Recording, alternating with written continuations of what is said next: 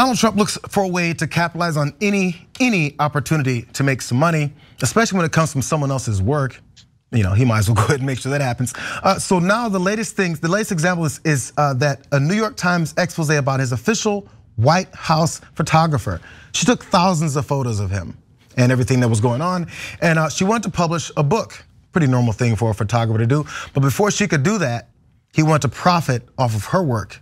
Because why not? His name is Donald Trump. Let's look at some of the details of this situation as he dove in.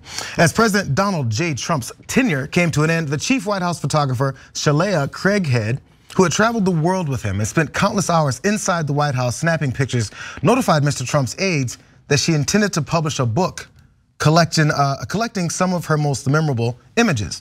Now, a lot of official photographers from every White House since Ronald Reagan, they published their own books. This is not a brand new thing. But Trump didn't follow this tradition of allowing this to happen because money. Now, first, aides to Mr. Trump asked her for a cut of her book advancement payment in exchange for his writing a foreword and helping promote the book. That's according to former associates of Trump. Then his team asked Ms. Craighead to hold off on her book project to allow the former president to take Ms. Craighead's photos and those of other White House staff photographers and publish his own book, which is now selling for as much as $230 each. Let's check out that book that he's now selling for $230 a piece. I'm sorry, it's $229.99 with his scribbled signature there next to it. So, it includes no photo credits until the very last page where he acknowledges that the White House, about the White House photographers, and some of his aides are now speaking out as I guess they had the courage to now do, and that includes Stephanie Grisham. Shay is a very talented photographer, and this was really all of her hard work. I just keep thinking, what a shame that he's actually now profiting off of it. But then again, this is the guy who is hawking caps and all kinds of stuff right now to raise some money for himself. Even Trump's representatives, they're not denying that he did this. How could you? They did say Taylor Budowich, who's a spokesperson for Trump, did not dispute that an aide had discussed the possibility of Mr. Trump writing a foreword for Craighead's book and perhaps taking a cut of her advance. Her tentative deal with the publisher involved an advance in the hundreds of thousands of dollars, one industry executive said. Instead, Mr. Budowich said, Mr. Trump decided to first do his own book, a separate deal that came with a much bigger multi-million-dollar advance. So now you're beginning to see the reasons why he decided to undercut Ms. Craighead and her situation there with these photos that she did take. Also, he says that Trump published his own book because he's that artistic. He's an artistic guy. President Trump has always had an eye for a beautiful and engaging curation, which came alive through the pages of his book. And here's the thing though, I guess some people may wonder, you guys, if he did something illegal, he's taking her work. This was the creative art that she did. She was taking pictures of him and things that went around through that administration, but it is not illegal. There's no legal prohibition on Trump assembling and publishing photographs that a White House staff member took during his tenure. Under federal law, these photographs are considered in the public domain and not subject to copyright. But in dealing with Ms. Craighead, Mr. Trump appears to have become the first former president to try to make money from a book planned by a former White House photographer. So I mean, for people that are gonna buy this book, it's probably some fascinating pictures no matter how much you liked or disliked this particular president and his policies.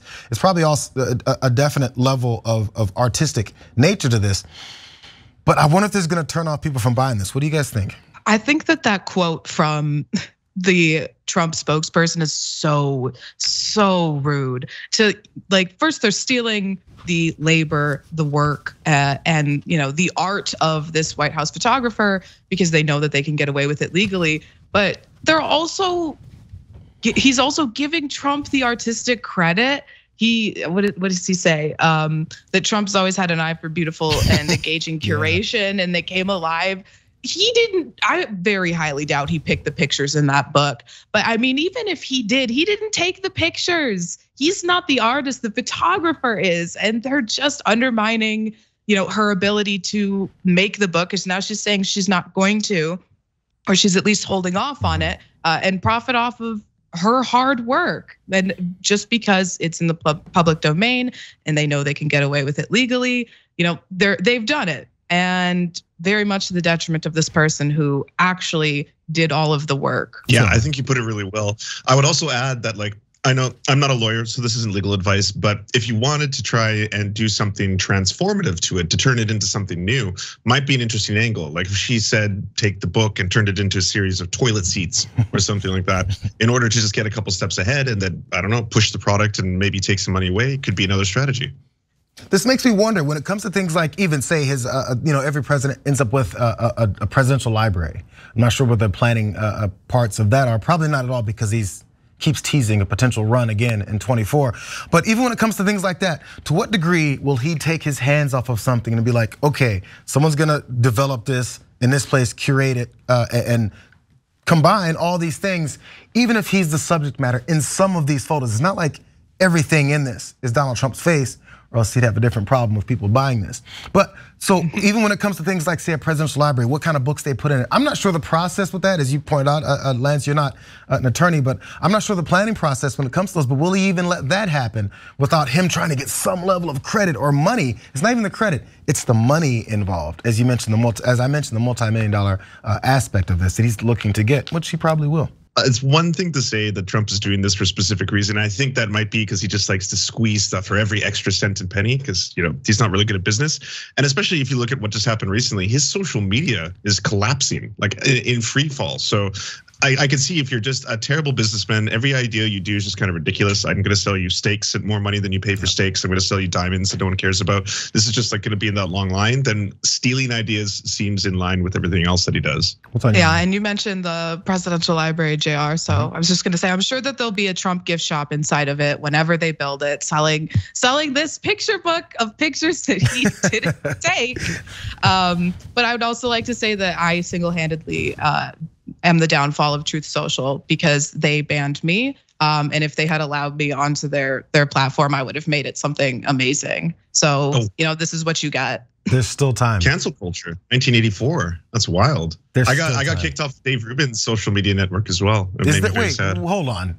I didn't know about this. There's no social media network that's generated. So Dave Rubin has a social media network called Locals, and I created an account called Debate Sam Cedar, you coward.locals.com, and they held me for a full year as an account awaiting like approval status, and just like a couple weeks ago they denied me, like a full year of waiting. And so I got cancel culture. That's what I'm gonna say. I'd love to know the details of the meeting and what they discussed before they decided to turn you down. They looked at some of your work and went, almost, maybe. Thanks for watching The Young Turks, really appreciate it. Another way to show support is through YouTube memberships. You'll get to interact with us more. There's live chat emojis, badges.